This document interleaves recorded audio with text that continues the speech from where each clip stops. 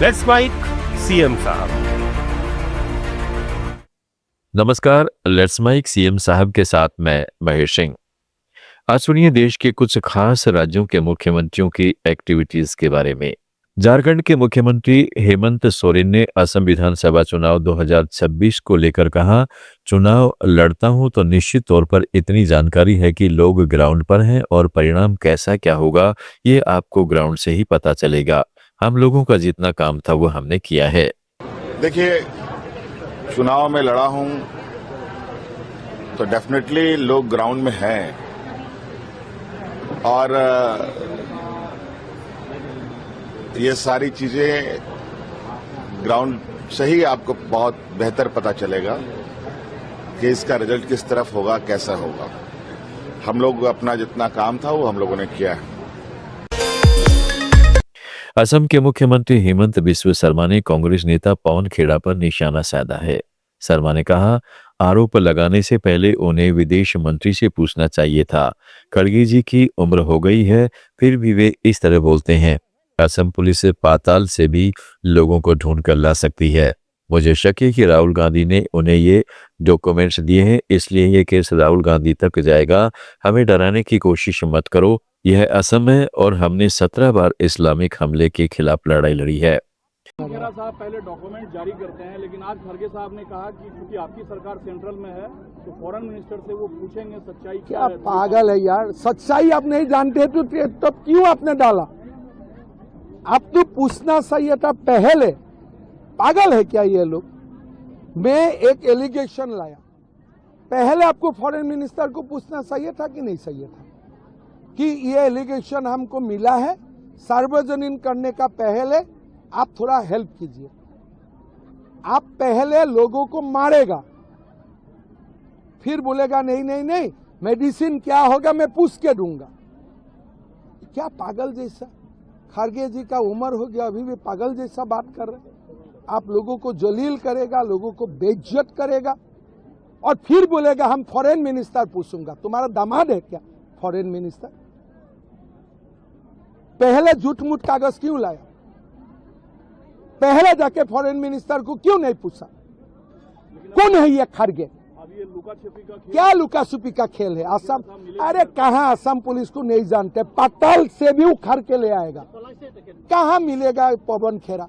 असम लासित बोरफुकन का देश है, कौन सा ये पवन खेड़ा है? पाताल में भी लुकेगा तो हम उठा के लेके आएगा। तुम बताओ ये कागज तुम किसको दिए थे? मेरा डाउट है ये कागज राहुल गांधी दिए थे उनको।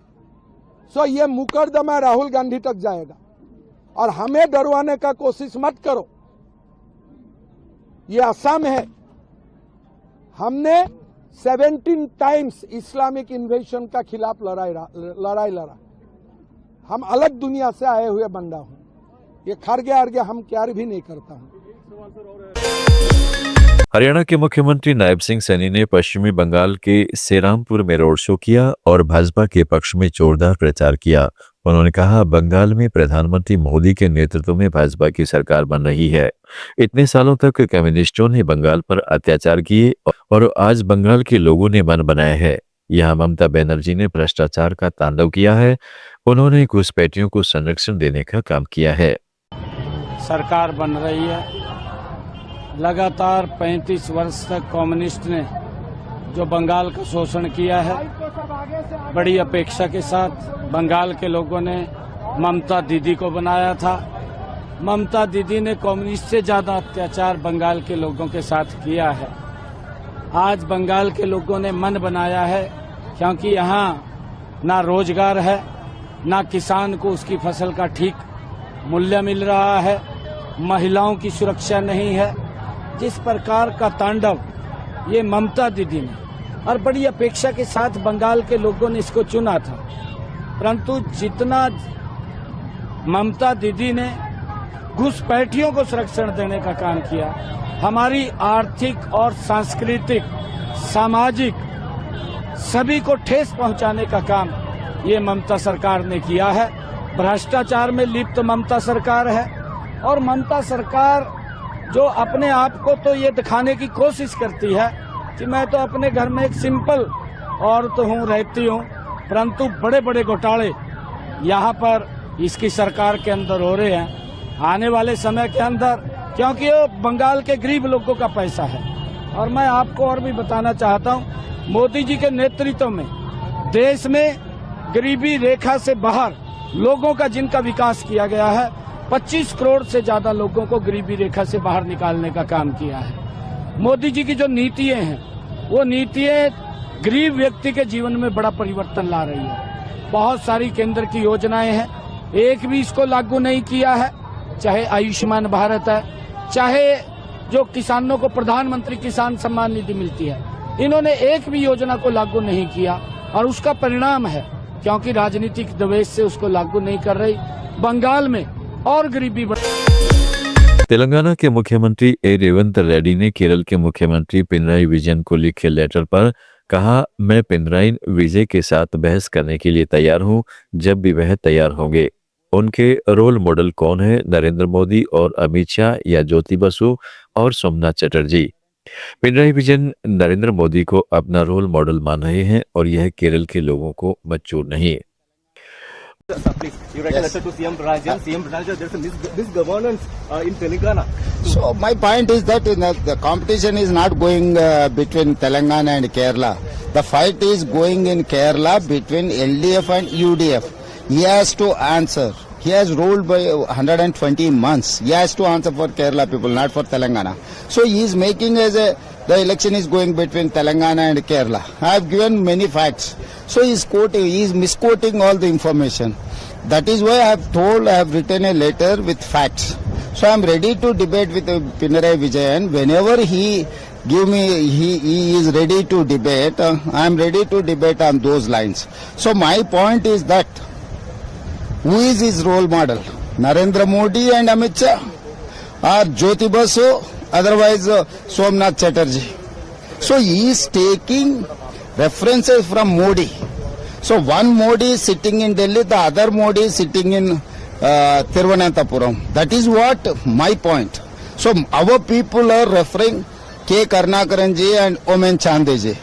These two leaders from Kerala is our role models.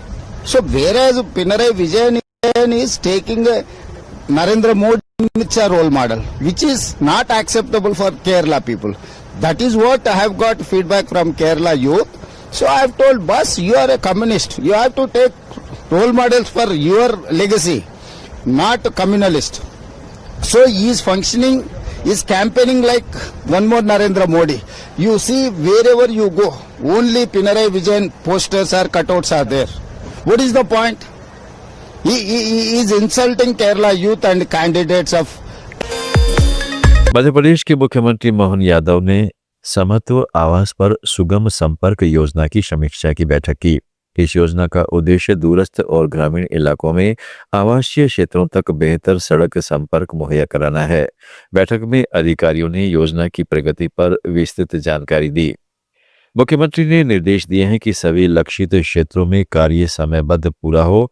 उन्होंने गुणवत्ता पर विशेष जोर देते हुए कहा है कि कोई भी समझौता बर्दाश्त नहीं किया जाएगा।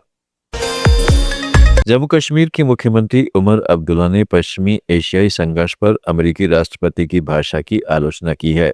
उन्होंने कहा है कि जिस तरह की भाषा का इस्तेमाल अमेरिका के राष्ट्रपति इस्तेमाल कर रहे हैं, क्या वह उन्हें शोभा देती है? अमेरिका के राष्ट्रपति इस तरह की भाषा अपनी सोशल मीडिया पोस्ट में इस्तेमाल करते हैं। हम सभी जंग को लेकर परेशान हैं। पहले तो मुझे ये बताएं ना, जिस तरह की भाषा का इस्तेमाल अमेरिका के सदर साहब इस्तेमाल कर रहे हैं, क्या ये उनको और उनके दफ्तर को शोभा देती है? जिस तरह के अल्फाज, उन अल्फाजों को आप और मैं दोहरा भी नहीं सकते, क्योंकि आपको इनको सेंसर करना पड़ेगा अपने ब्रॉडकास्ट में। और अमेरिका के सदर जो हैं इस तरह की भाषा जो है एक सोशल मीडिया के पोस्ट में इस्तेमाल करते हैं। मुझे लगता है उनको अपने दफ्तर और अपने ओवल ऑफिस की गरिमा जो है उसका थोड़ा सा ख्याल रखना चाहिए। जहां तक जंग की आपने बात की, हम सब उस मामले को लेकर परेशान हैं। आप सुन रहे थे let's smile more than radio. Follow कीजिए हमें हमारे सोशल मीडिया प्लेटफॉर्म्स पर।